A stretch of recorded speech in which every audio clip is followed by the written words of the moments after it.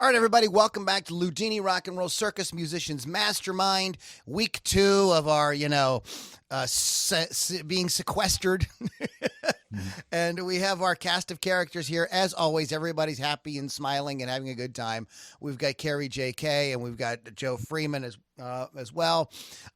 Since everybody's been cooped up indoors, for a few weeks here, you may have noticed that many musicians are have turned to live streaming as a kind of outlet for their, performance Jones. They can't go out and play in a club or a coffee shop or a winery or whatever. So they're turning on the camera and doing a live thing. Now, most of these live streams look and sound mediocre at best. Now, this has nothing to do with the performance of the artist, but everything to do with the live streaming setup or lack thereof that most of these talented people are using. So on today's call, I want to go through how you guys can do cool stuff to make those live streams like really stand out, be really engaging, have the fans really like it, and have something that maybe you can repurpose down the road for, who knows, getting gigs when everybody's back to that, or all sorts of things. So that is going to be the topic for today. I'm adjusting my levels a little bit here. So we have Carrie and we've got Joe. How you guys doing? Everybody all right? Yep. All right, well. cool. So I'm going to go ahead and start, unless you guys have something you want to chime in with before. Are we good for me to kind of present this for everybody? Yeah, go ahead. I'm just gonna move a cat out of the way. Okay. Move a cat out of the way. I know.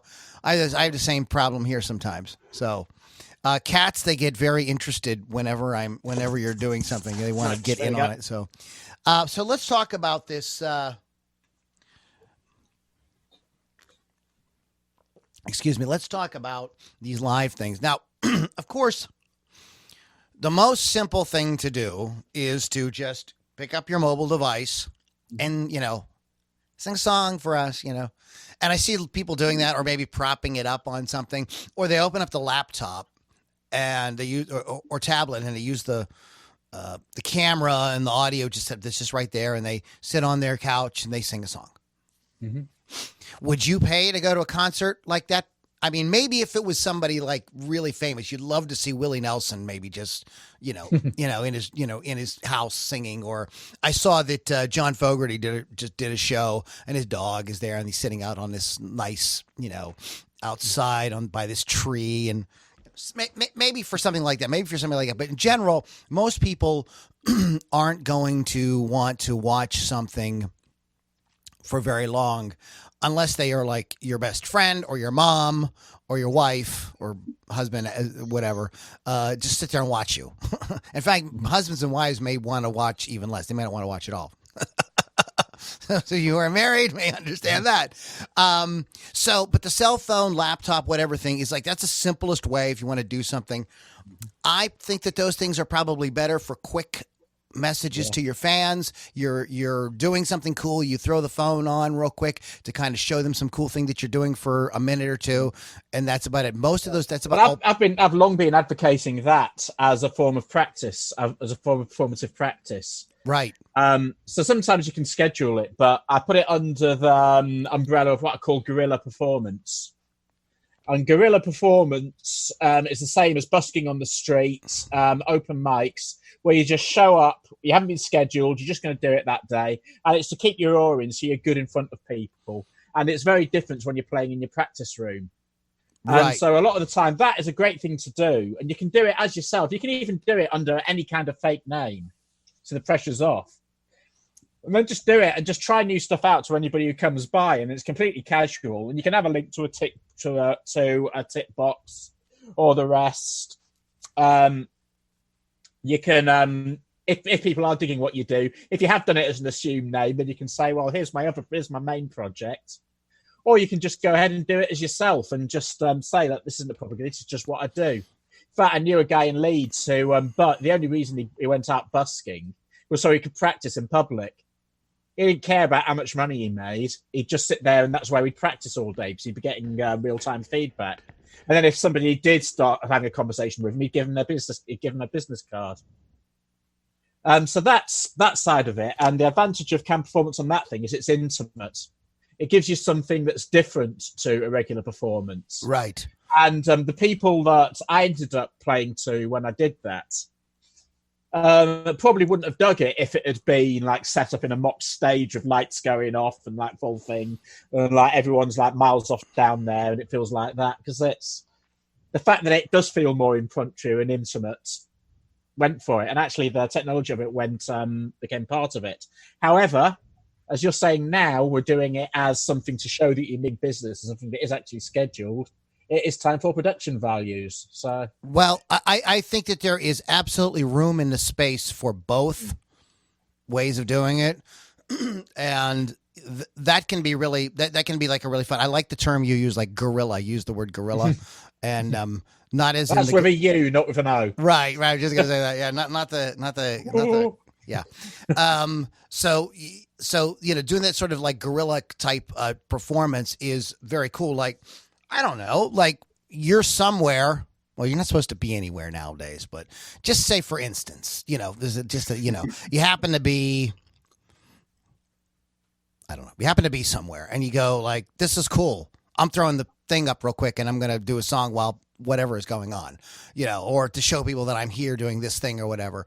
You're volunteering somewhere and you've got a mask on and gloves and you're helping out people. Maybe that's the kind of thing. But so there's different ways you could. So that is definitely a way of doing it. But if you are going to tell people, I am going, you create an event on a social media platform like Facebook, and you say, I'm going to do a live concert.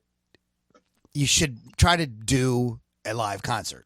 Now, I want to kind of talk about some of the things that you need to consider. For at least the bare minimum, put the phone on a tripod, okay, and angle it so that you look kind of cool. You're in frame. You can see what you're doing. And then to go a little bit further, you want to consider good mics, just as if you were singing live. You want to consider what you're doing with your audio interface. If you don't know what an audio interface is, an audio interface is a device that allows you to connect things like microphones, guitars, keyboards, whatever, and allow that to go into the computer. And allows it to connect with, whatever workstation you're using, whatever audio recording software you like. Carrie and I are big fans of Reaper, and I'll put a link to Reaper in the show notes. You guys can check out what Reaper is. This isn't a call on what Reaper is. I would also, along with your audio interface as the sound that's going out over the internet, I consider things like compression, EQ, reverb. This will give it a more professional sounding performance. It will also mix your voice better with the instruments. If you know anything about audio recording, compression is your friend. And it allows that because the voice is so dynamic and there's so much to it that very often you'll find that like it's either too loud or too soft. If you crank it up where you can hear it, it all sounds kind of like it's standing out, like riding on top of the instruments, as opposed to mixing in nice. So play around with, your EQ compression settings. And if you put a little bit of room ambience on it, a little bit of reverb or something. Now, how do we get this all out? Because this is all great and we could record like this. Many of you do that. Many of you have setups at home. You record like this and it sounds great. It will not sound great. And I promise you, it will not sound great if you just do this, turn on your Facebook Live or your YouTube Live and start performing. It will not sound like that, because what's happening is the way your internet connects to all these different things. There's a lot of technical stuff that I am not going to get into right now. But what will happen is the sound will get extremely distorted very, very quickly. I watched a live stream with a friend of mine the other night. I really appreciated that. He's a well-known guitar player in the Pittsburgh area. And he's like, hey, you promote my thing, I'll promote your thing. I'm like, absolutely. I love it. Thank you, Steve. And I watched his performance, and during the talking, it all sounded fine. As soon as he started playing, after about 5 seconds, he sounded like he was playing underwater. Everything was like that's basically all you heard with some musical notes. And he's a dynamite guitar player. He's ripping this stuff. You could tell he was playing his ass off, but it's like you couldn't even tell what he was doing.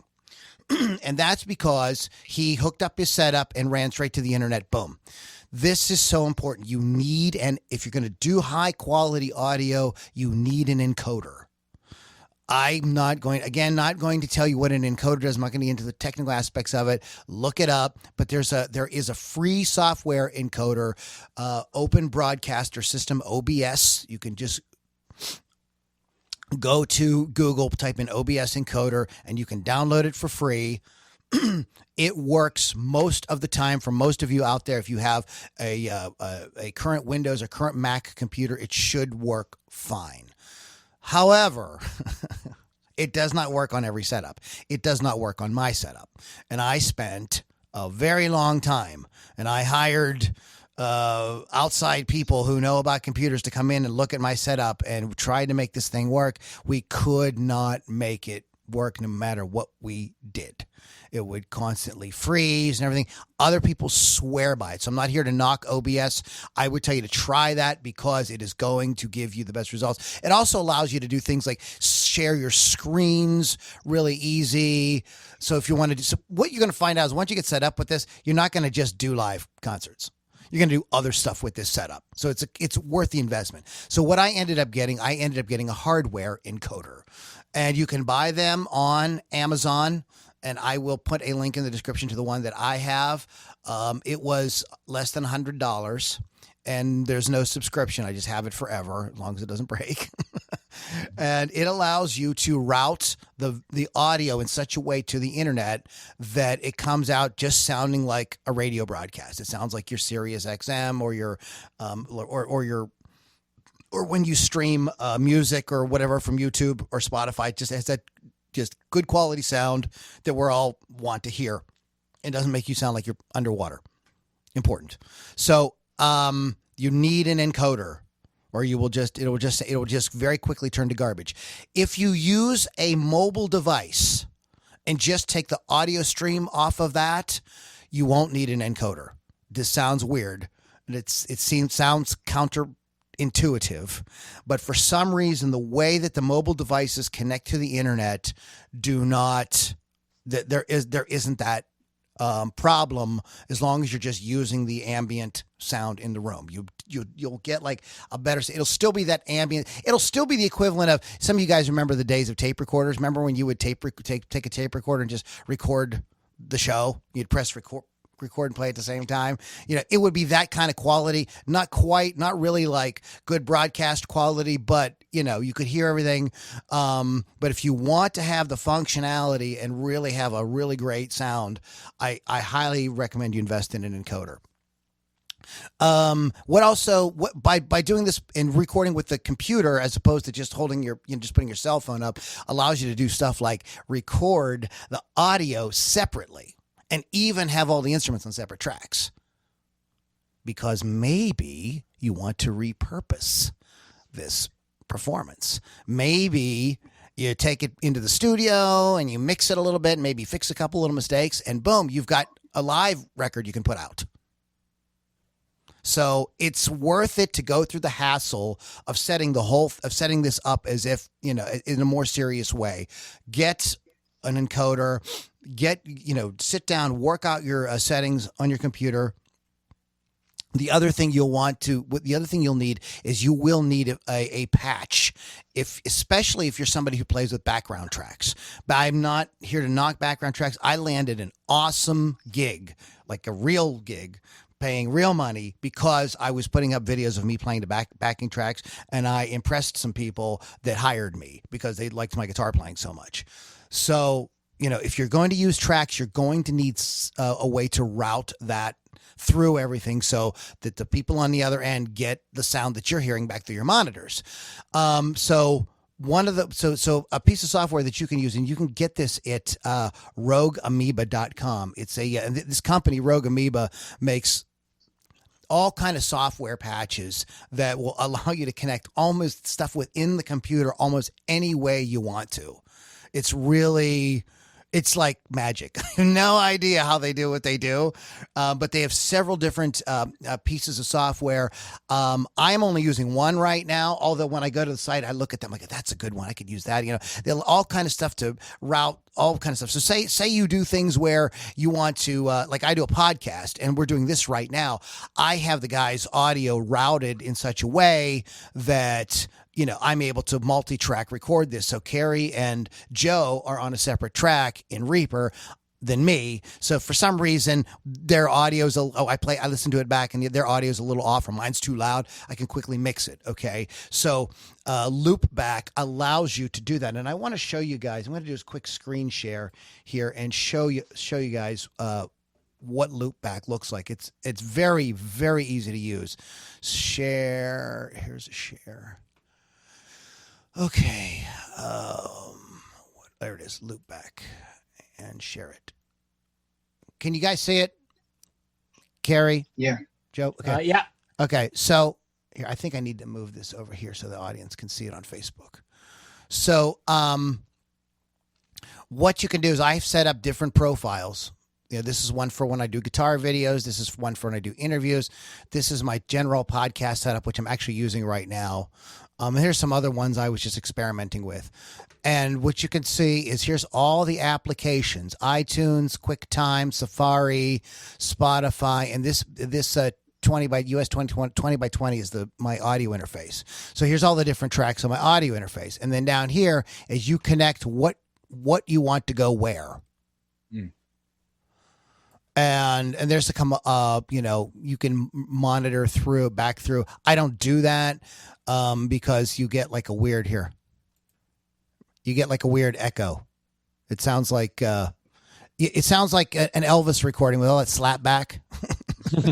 I'll turn that back off. But there's and you can set up multiple setups for different applications, different things you're going to do. Like I said, when you get stuff like this, you're going to find more uses for it. It's well worth the investment. I think that loopback is, I think it's like a $30 piece of software, and there's not a subscription. You keep it forever. You can use it whenever, and they have I believe they have versions for Mac and PC. I'm gonna stop the share. I'm looking at their website. I'm only seeing Mac at the moment, so maybe it is Mac only. I'm just saying. Yeah, Mac. Yeah, these are all Mac. They're Mac. Okay, so if you, I can't believe that there isn't software for Windows for this. I used to use Soundflower. Now I don't know if that's even still around, but I believe that may have worked on both as well. Soundflower. I don't know if that's still around though. But you can. Good. Oh right, yeah. And it's under freebies. Okay. But I don't know if it's. But yeah, that's also by the same people. Okay. Yeah, so that was basically the predecessor of Loopback by the look of it. Okay. However, it's also for Mac and not for PC. So anyway, so you need to be able to if you're going to move sounds around in the computer, you're going to play the tracks, your recorded tracks that you do, or you're going to use the backing tracks from the net or whatever. That's irrelevant at this point. Don't get hung up on that. You want to consider you need some kind of routing software. Let me move this out of the way.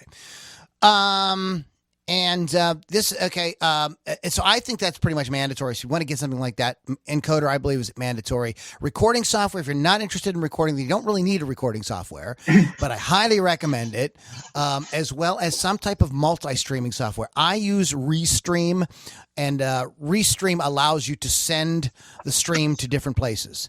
Now, this became very important to me last night when I was trying to stream to Facebook, and Facebook kept on, screwing up my stream and turning it off and everything like that. I was trying to stream to my just personal page. So I was able to save the whole thing because I was also streaming to my private group and I was streaming to YouTube.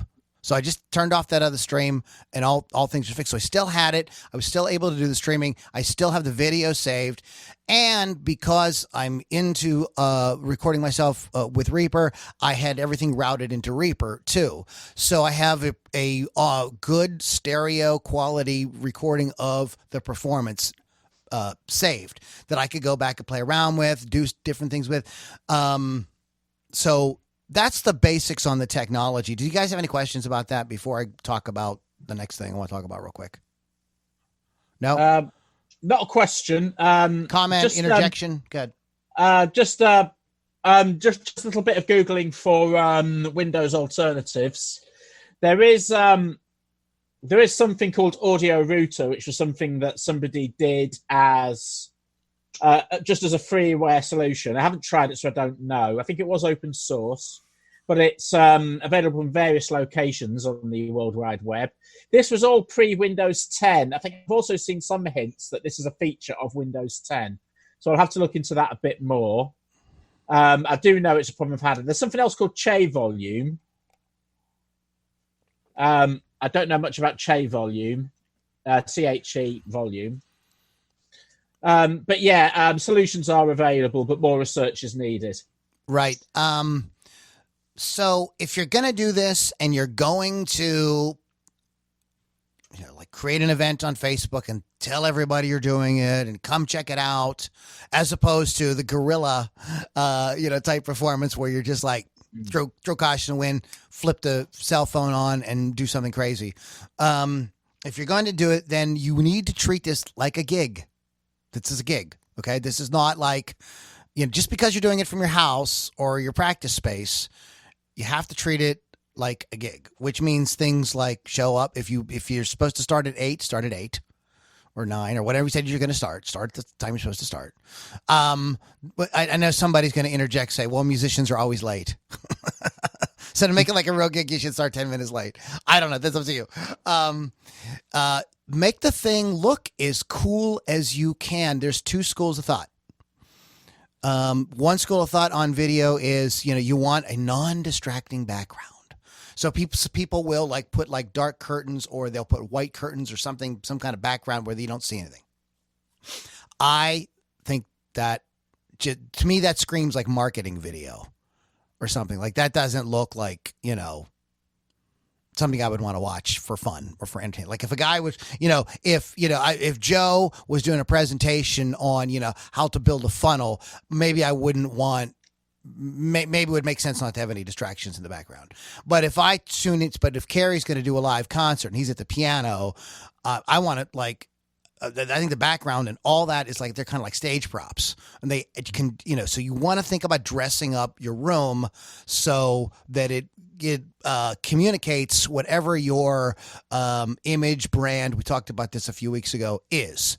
With me, if those of you guys that are watching the video portions, you see I've got guitars around and amps. I have my pedals on stands back here and things like that. So, and I light it too. So you want to make it look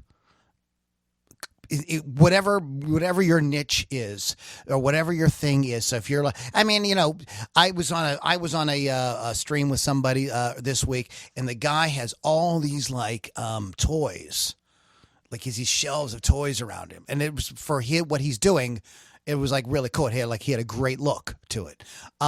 So just think about that. How can you dress up the area around you to make it, fun, interesting, go along with your niche? Light it. You can do this. You can do this relatively inexpensively. You can go to Amazon and get a few LED colored lights. Very easy to use. They don't take up much room at all, and they don't use even as much electricity as like a regular incandescent bulb. So get that, light the thing, play around with how it looks, move lights around till you get something that looks cool. A hint. I got this from a friend of mine's been a professional lighting rigger for many, many years. Put some light behind you. If you put some light behind you, if you have a kind of a darker room, you've got light behind you, it gives you a kind of gives the video kind of a 3-dimensional kind of look. So put some light behind you as well. That's a little bonus tip. Dress for success. Okay.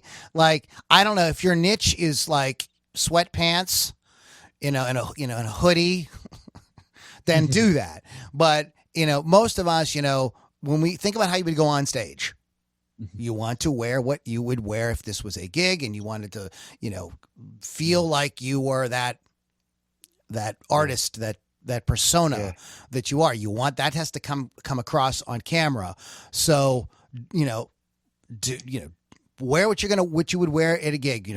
Put some time into thinking about what you want to do with that. It doesn't have to be Kiss or Alice Cooper. Just whatever your persona is, make sure that you're doing that on the camera and not just half-assing it. And interact with the audience. Now, this was something because I had all kind of goofy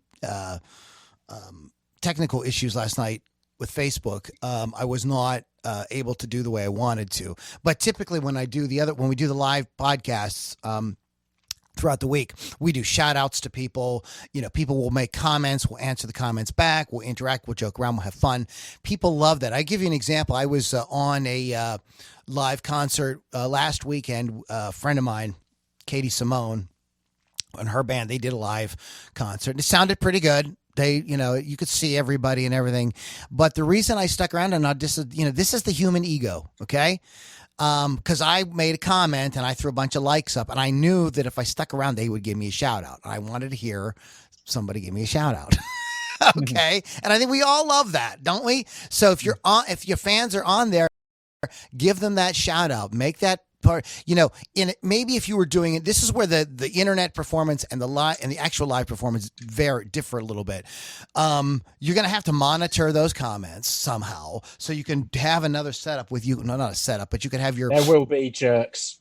There will be jerks. You can have you can use it with you can do like have an alter. Excuse me. What's the word I want? Like you can have. You can monitor this with your cell phone or tablet or something that you can have sitting there. You can take a look in between the songs and see who's watching and give shout outs and stuff like that.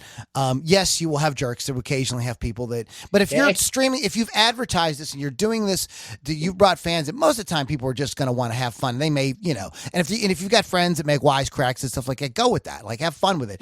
The live thing though, typically you wouldn't be interacting in this as a personal way. It might be a little bit different, but here you're treating each person like an individual. So you want to try to give shout outs to as many people who are watching as possible, address as many comments as you can. This is almost as important. This is just as important as everything else we discussed with the technology, getting that right and the lighting and everything.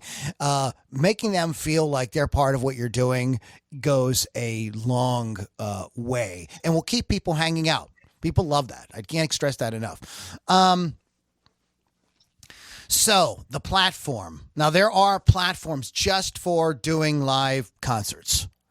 I'm not talking about that right now. What I mean by platform, I mean like Facebook, YouTube, Twitter, Periscope, whatever. There are platforms that aren't social media platforms that are just for streaming concerts. We can address that on another call, another time. But what I'm talking about is primarily going to social media, Periscope, Facebook, YouTube. There's pros and cons. Facebook right now, and for a long time now, has been pushing the live streaming and pushing its own native video because they are in a competition with YouTube. Just really quickly, if you don't realize this, Google and Facebook are they're having a war all the time. Who's getting the most use? Who's got the most features? Facebook can get more people. Google can get more people. YouTube is owned by Google, so doing your thing on YouTube and then kind of connecting it to Facebook, the algorithm will squash that. Not very many people will see that. It's better to, if you can use something like Restream, if you want to go to YouTube as well, is to do it on your end to send it to the two things as opposed to trying to share it in some weird way. Facebook is just the place to do this right now in terms of getting the most people who will come and see you. This is very much like what we talked about with everything else. What Joe talked about with funnels a few weeks ago, where he said, you're probably better off to get your music in places like Amazon and places like that where people are already going, and use those platforms and build it up to get to people where people will come to you, to your websites or whatever. This works the same kind of way. And there's different ways of doing it. you could just maybe do a song every day, and then put a link in there to your to where you're going to be, whatever live concerts thing that you want to use, if you wanted to try to get them there. But I would say if you're just starting out and you're building an audience, just do them on Facebook, and then connect. And if you want to use the optional software of multi-streaming, I would YouTube as well. What's nice about YouTube allows you to edit the videos right on the platform. If you want to go back and edit, YouTube has all kinds of extra goodies for things like transcribing.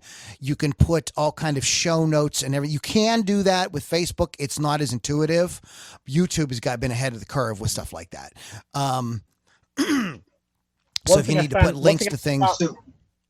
One thing I have with YouTube at the moment with that, and I have been adding subtitles to my videos.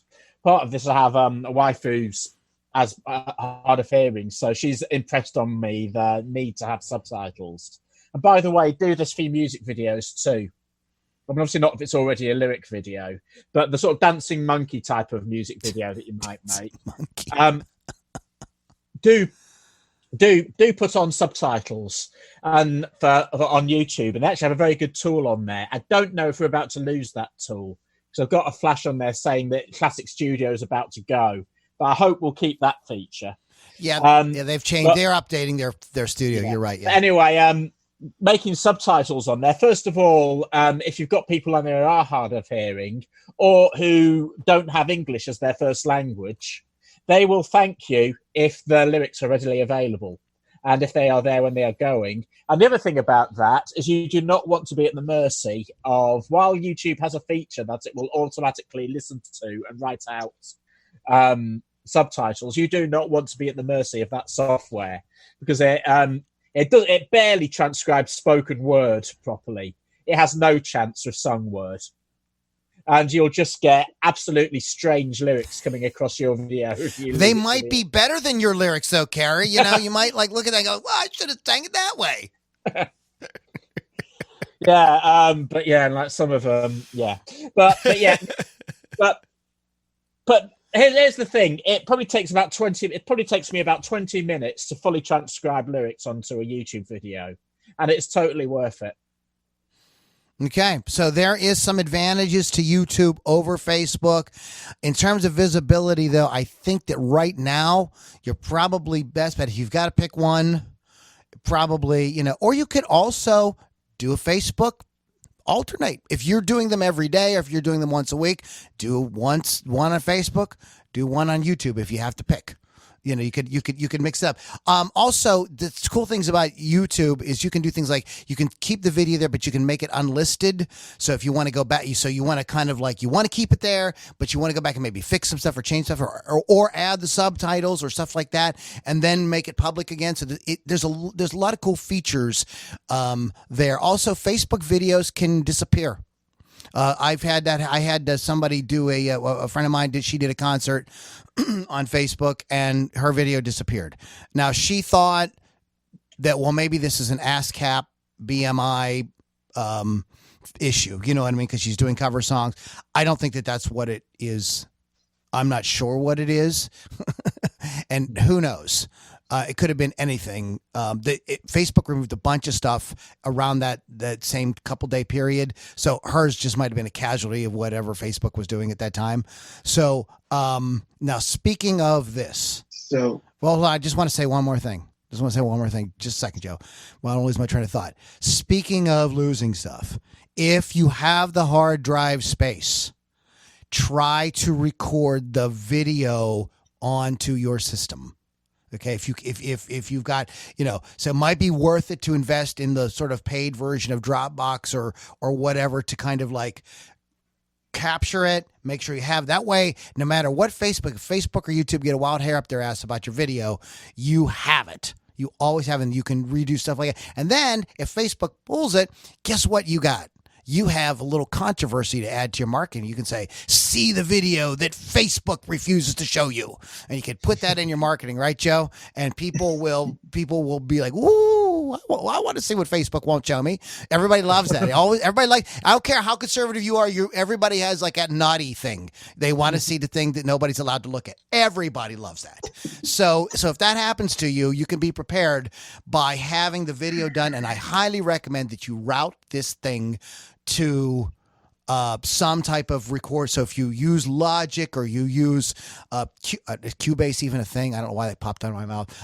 If you use Reaper, whatever, set it up so that you got that, because and then even just for your own thing to be able to go back and listen to it and go, oh, I was flat there, or I missed that chord there. Let me fix that. So it's a self-improvement tool. And the more you do this, guys, the better, the more comfortable you'll get with it. So I don't know what it is, guys. And I'll just confess this. Like, I'll sit here and I'll work on a track and I'll be like, I got this. And I'll turn the camera on. And as soon as the camera comes on, I cannot think of one freaking thing to play.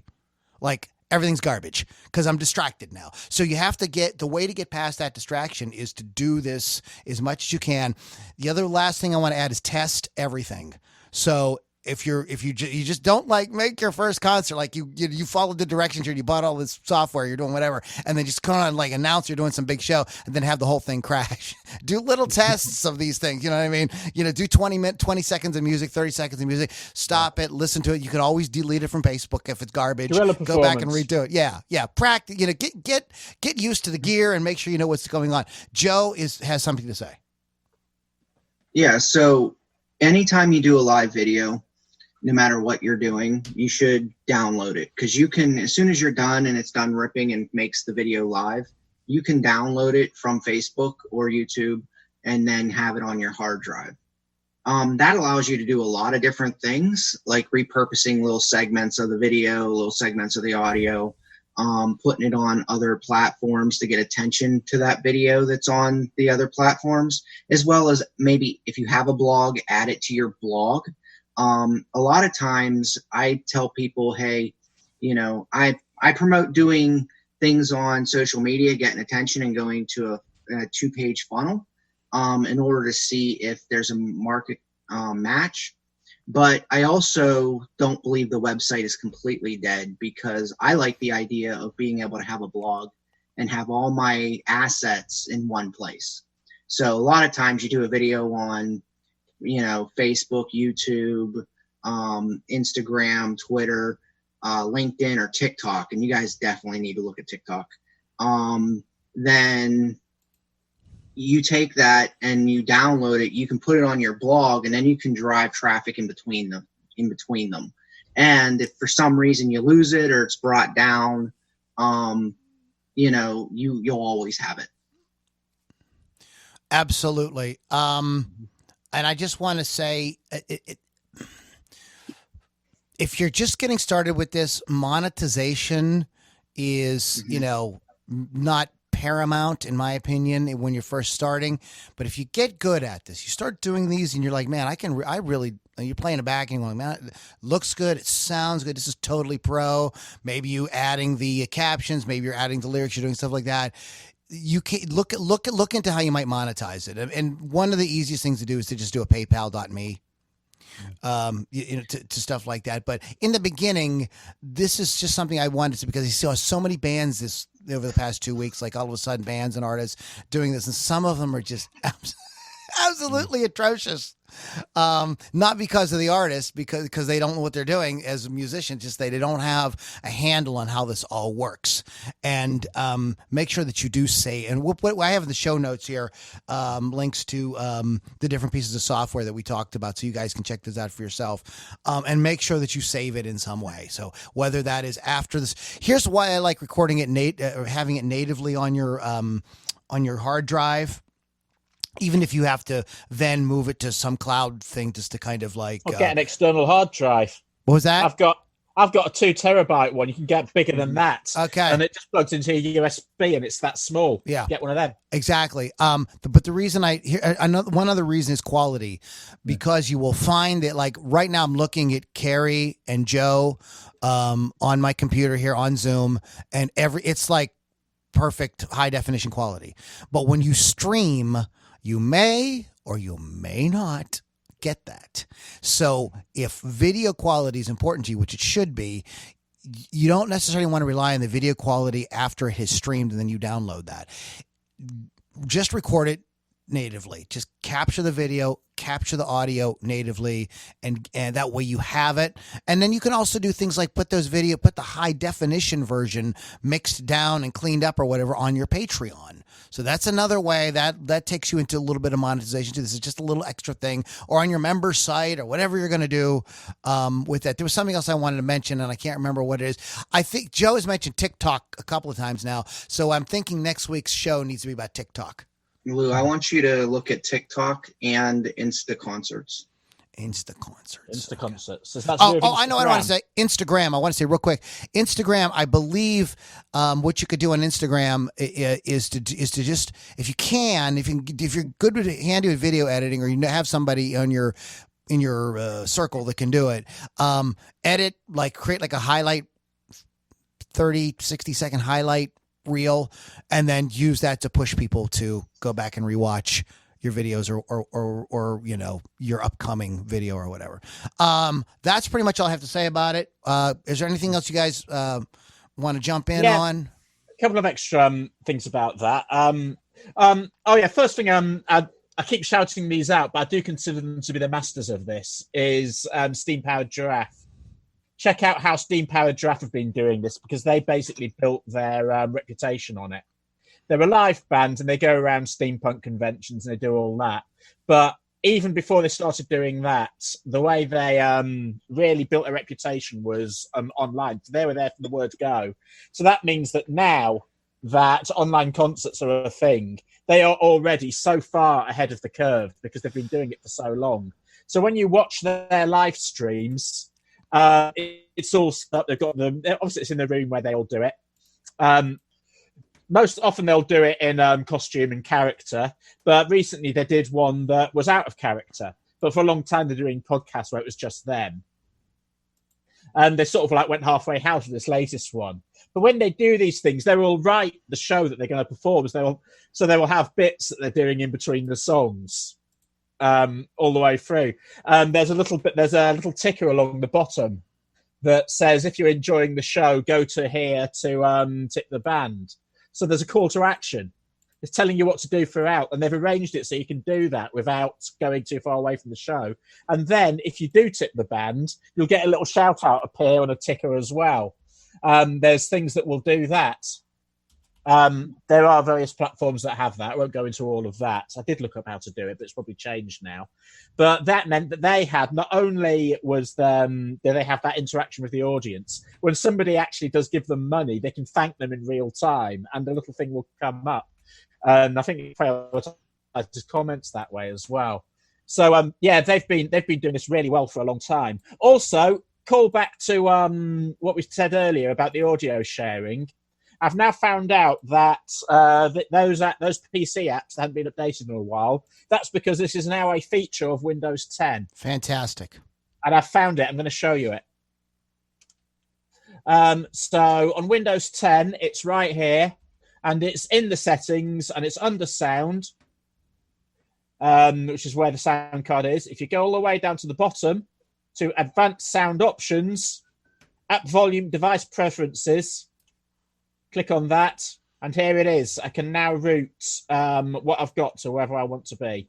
It just so happens I've only got one audio thing set up on here at the moment, but were that not the case, I would then be able to choose what goes where. Great improvement. It was funny when I first started to try to figure this all out, because I wanted to figure it out because of the podcast. I wanted to be able to play the music and not have it sound like the whole time.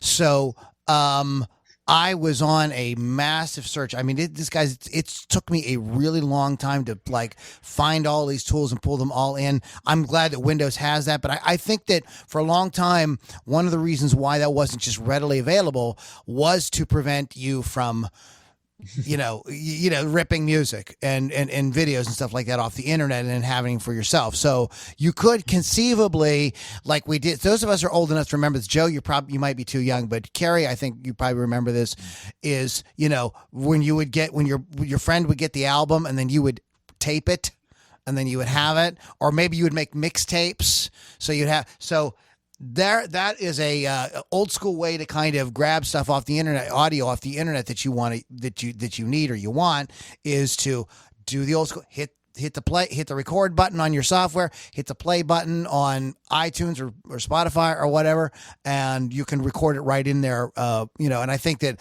there was maybe an effort for a long time to prevent people from being able to do that when when workstations and stuff became available. But now that doesn't seem to be a thing. They seem to be, all that stuff seems to be out there. You can get. So. I think that horse bolted almost immediately. Yeah. Well, I mean, one of the things I still do is because I just because I want the control of it is because I want to run the music that we play in the podcast. I want to run it on a different. I want to have it on a different machine just to make it easier to turn it off and on as opposed to jiggling around with the mouse. So I run this cable. I'm holding up a little like old school 1/8 inch cable. It's a Y. On the other end, it's a Y. Here, I'll just pull it out. On the other end, it's a Y. And I got 8 tracks here. So I got a bunch of unused ones. So I run out of my laptop with Spotify and run into 2 channels here. And I've got stereo, old school, just with a cord. I bought a really good cord, though, one that's not noisy and shit like that. And shit. Like, it works absolutely fine. It's just like hooking your tape deck up to your radio. Remember doing that? That's exactly what I'm doing. So there are a lot of different options. There are workarounds from the software stuff if you're old school and you like hardware. And like I said, with that encoder, but you have to have an encoder if you're going off the computer. Just do it. Just get one. Don't screw around. The one I bought was not expensive at all. It's made in Korea or something like that, and it works. I've had it for going on 2 years now, and just do it. So, anything else, guys, before we finish up for today? So, the one thing I want to say is that doing it repeatedly and seeing what works for you.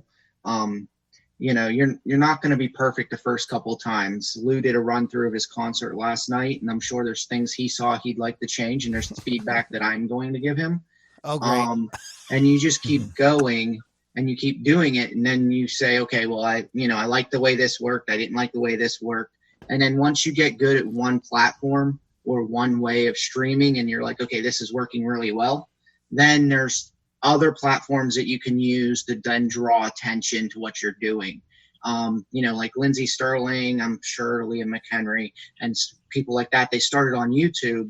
And just started sharing their music, and they built up their skills, got more and more people to pay attention to them over time. But the first few videos they did, they got 2-3 people, or friends or whoever watching right. them. And over time, there were more and more and more, and they got better and better and better. And then they started promoting it more because they felt more comfortable with it. And they learned other platforms like Instagram and TikTok and stuff like that. And TikTok's really hot right now. But they each have their own format. Not only do they have their own video time, and do they each have their own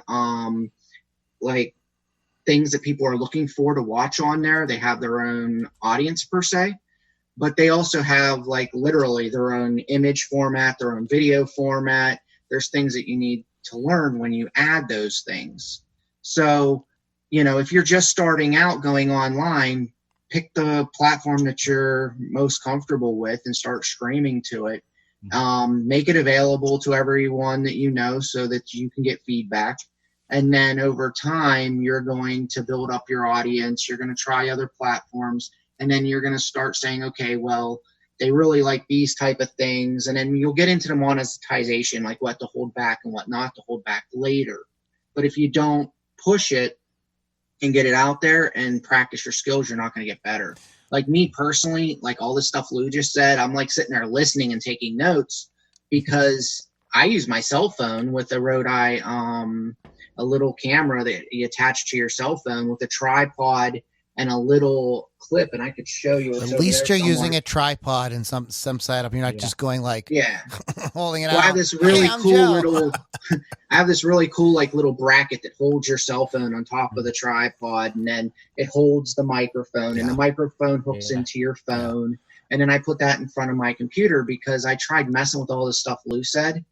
Not exactly what he said, but I tried messing with some stuff, and I can't go live on my Facebook now. I'm trying to figure out why I can't go live on Facebook on my desktop. So I just do it from my camera. But I'm a coach and a marketer. I'm not a musician. So, that's why I stayed quiet today. The main input I want to put out there is just, guys, practice and try different things. And if you don't have all the technology and wherewithal that Lou has, don't stop yourself. Yeah, get started. Yeah, absolutely. And if what you got is a cell phone and a clip, do that. Like, just get started. Yeah. The good news here is that market forces have made the technology that goes on this little thing has just gone up exponentially over the past 5 years. Yeah. The point where I am holding in my hand something that would have been way out there just 3 or 4 years ago. And it's because, I mean, like, what are the best driving forces? One of them is vanity. And when they realized that people wanted to be able to post themselves online and do really good selfies and make themselves look and sound really good, they made sure that the technology available was easily available in the mainstream for them to do it.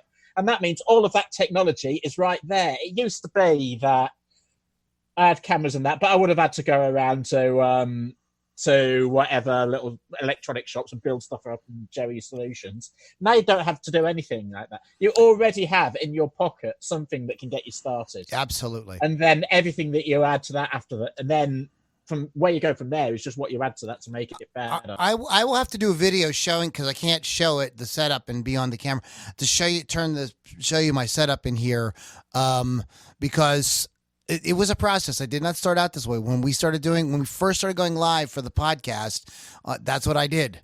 I had a cell phone on a stand, and I think I used gaffer's tape or duct tape to hold it on,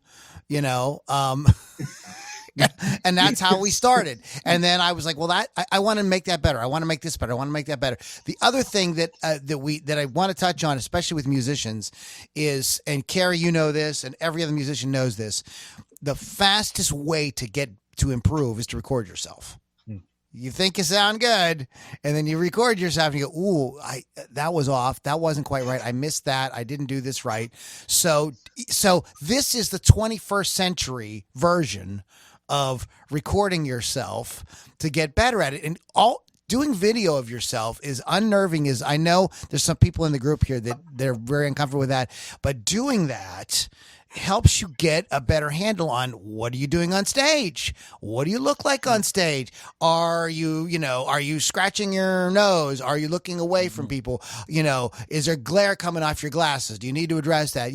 Are you slouching? Do you look, so that shirt doesn't work well, or that, this, whatever, how I'm standing, I have the microphone in the wrong place, whatever. So this is going to improve your live performance. So when we all do get back out there on real stages, we have a potential right now to become way better, because this doesn't lie. When you play this back and you look and sound like crap, that doesn't lie. That's a great educational tool as well. I just saw Joe got off camera and he came back and he's got what looks like what is that, Joe? Is that AK-47 in your hand? You're not going to do something crazy, are you? What do you have in your hand? No, I don't think I should be pulling out weapons. So this is just a normal, cheap little tripod.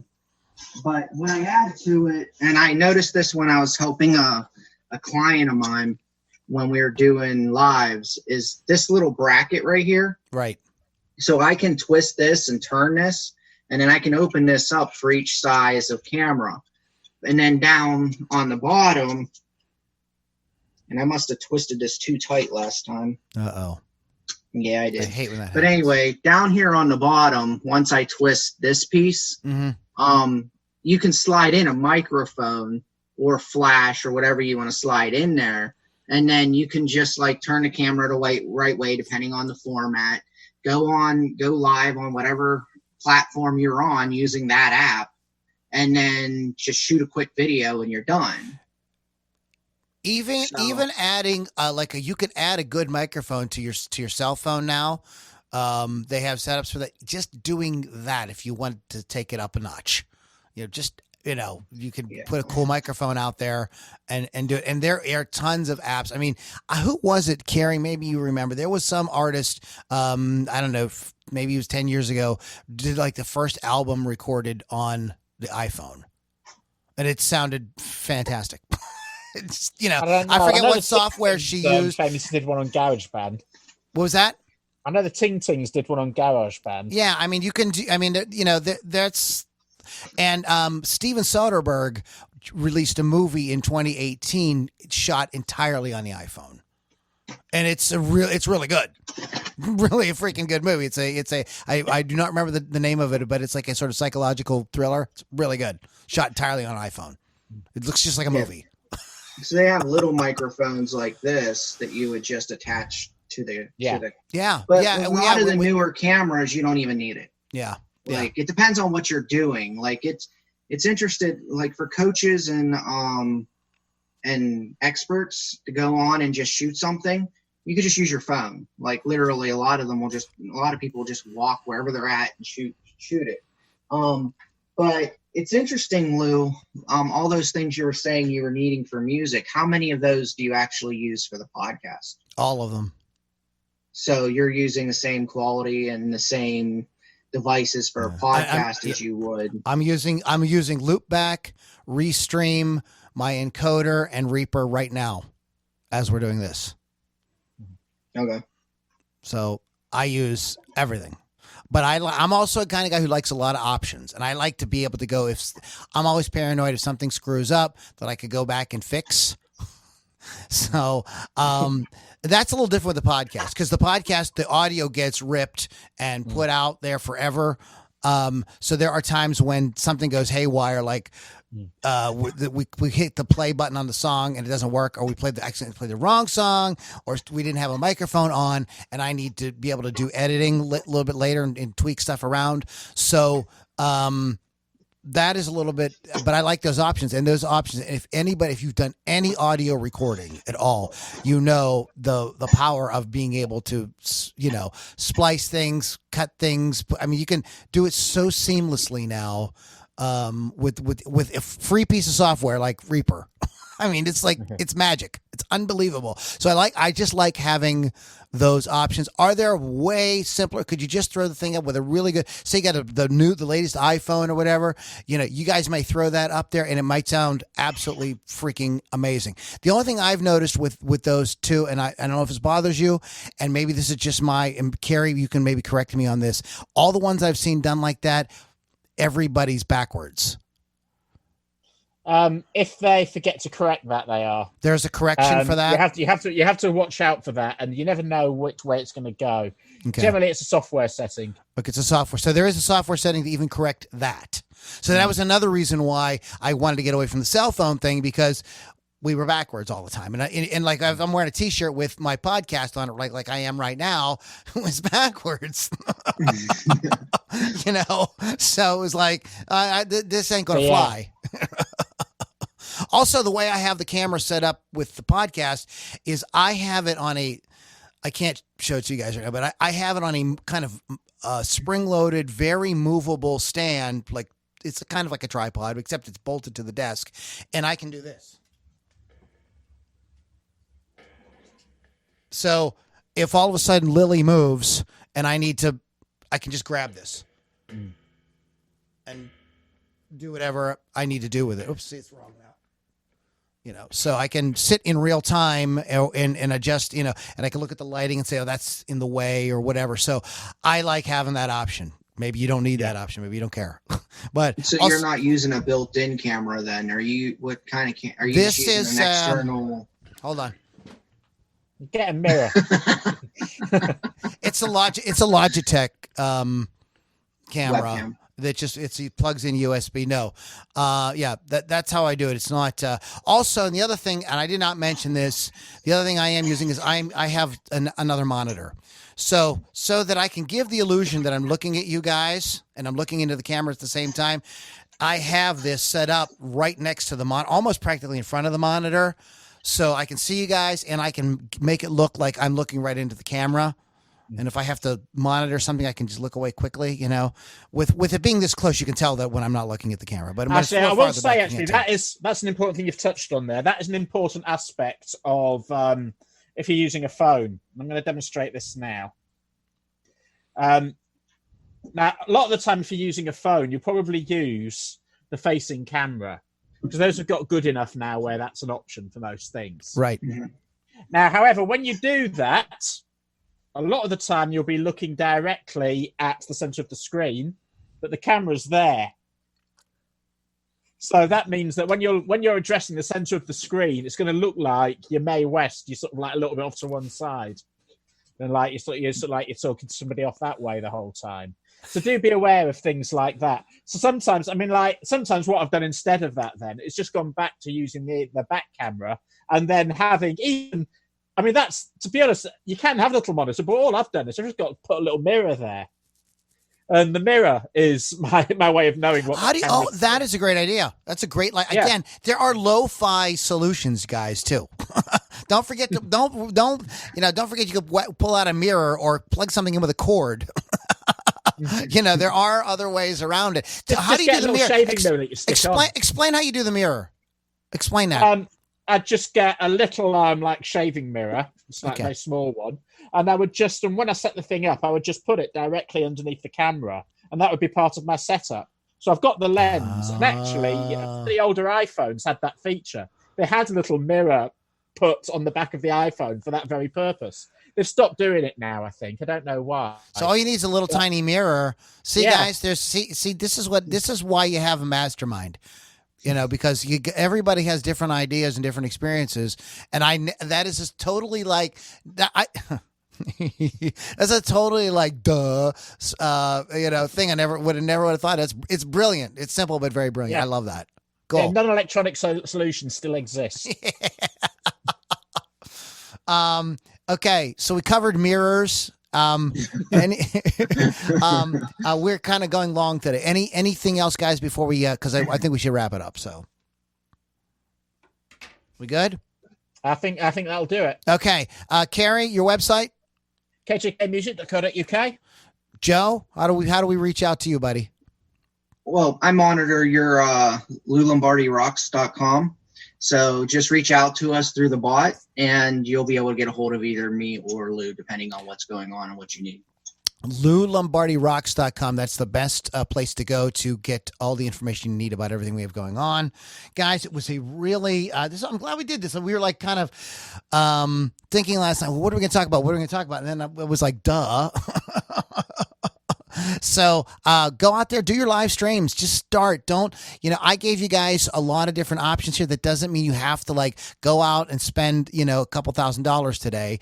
I'm just showing you how you can, over time, give yourself more options, give yourself maybe a better ability to do things in post, and to kind of over time grow it a little bit, so that and you can always mix it up. Turn the room around.